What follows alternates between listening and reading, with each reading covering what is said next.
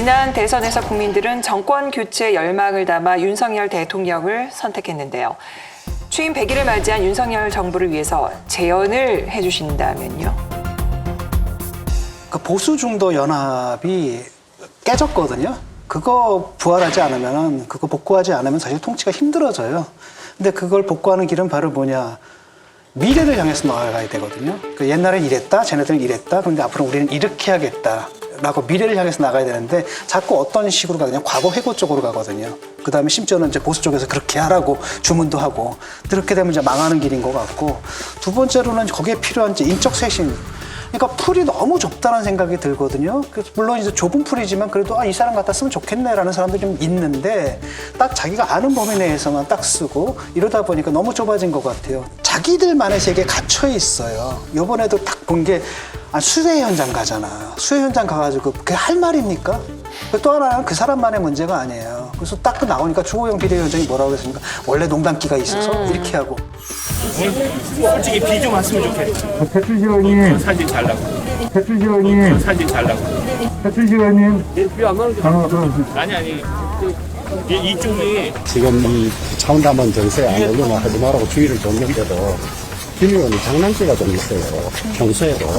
여러분들 노는 데가 우리가 다 찍어보면 여러분들 나온 거 없는 거 하나 크게 봐줘. 큰 작은 거 하나 가지고 큰 뜻을 좀 그렇게 하지 말고. 그게 왜 문제인지 모른 거예요. 그러니까 거기 보면 소풍 나온 거야. 뭐 극지 체험? 뭐 이런 식으로 나와가지고 즐거고 예능 찍듯이 나와가지고 막 농담도 주고받고 이런 것들 딱 보면은 이 사람들 마인드라는 게 그러니까 그냥 맨날 가진 사람들 세계에 갇혀가지고 저런 언행, 저런 행동들, 저런 표정, 저런 것이 보통 국민들한테 어떻게 보일 것인가에 관한 감이 하나도 없다는 느낌이 들거든요.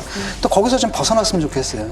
길 막고 뭐 하는 겁니까 하고 시민이 항의했잖아요. 네, 그러니까 네. 국민의힘에서 당장 나오는 반응이 뭐냐 하면 그 사람이 민주당 지지하는 사람이라서 그런 거다.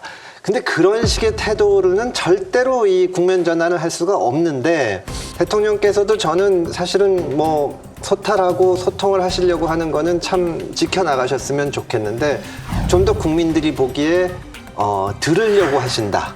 그런 느낌을 좀 주셨으면 좋겠습니다. 지금은 너무 말하려고 하고 내세우려고 하고 하는 그런 느낌이 굉장히 강한데 국민들이 실수하거나 시행착오 겪는 거는 다 이해를 합니다. 다만 오만하고 고집 부리는 걸 못 참는 거거든요. 지금 100일 딱 지났는데 지금 제대로 상황을 위기 상황이라는 걸 인식하고 고치면 정말 성공한 정부가 될 수 있거든요. 아니 그러니까 문제는 뭐냐면은 예를 들어서 지금 100일밖에 안 됐는데 앞으로 남은 기간이 많다. 그러니까 내가 뭐 그동안에 다 만회할 수 있다. 그거 절대로 안 됩니다.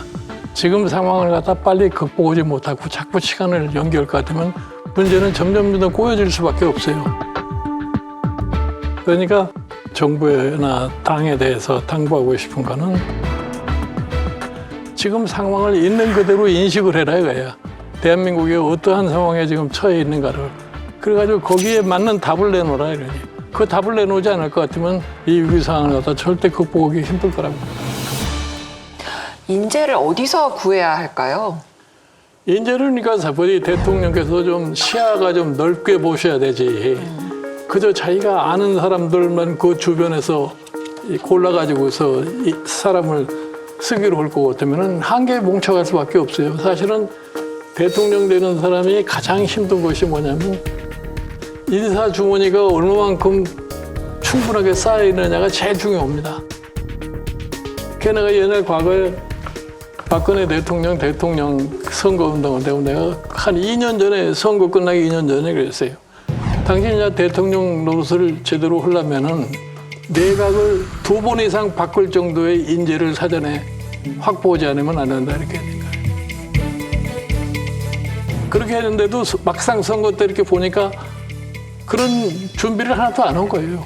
그러다 갑자기 대통령 돼가지고서 사람을 찾으려니까 뭐 인명사진도 받아보고 뭣도 보고 이래가지고서 사람을 고르다 보니까 이렇게 된 거죠. 그러니까 지금 보면은 이 윤석열 내각의 특징을 볼 것 같으면 전부가 다 MB 정권 시대 혹은 박근혜 정권 시대에 소위 내각에 있거나 청와대에 있던 이런 사람들로 다 구성이 된 거예요. 그러니까 그 내각의 명단이 발표됐을 적에 일반 국민에게 신선한 맛을 하나도 안 준 겁니다. 거기서부터 일반 국민으로부터 신뢰를 갖다 받을 수가 없네요. 그게 그 박근혜 정부서부터 이 문재인 정부 때도 문제였고 지금도 문제인데 사실은 중요한 일을 하는 사람은 따로 있는 겁니다. 그러니까 인재를 어디서 구하냐고 하셨는데 지금은 인재가 들어가도 힘을 쓸 수가 없는 게 밖에서 보기 어떠냐면 검찰에서부터 오랫동안 친한 사람들이 주요 포스트에 다 앉아 있는 거예요.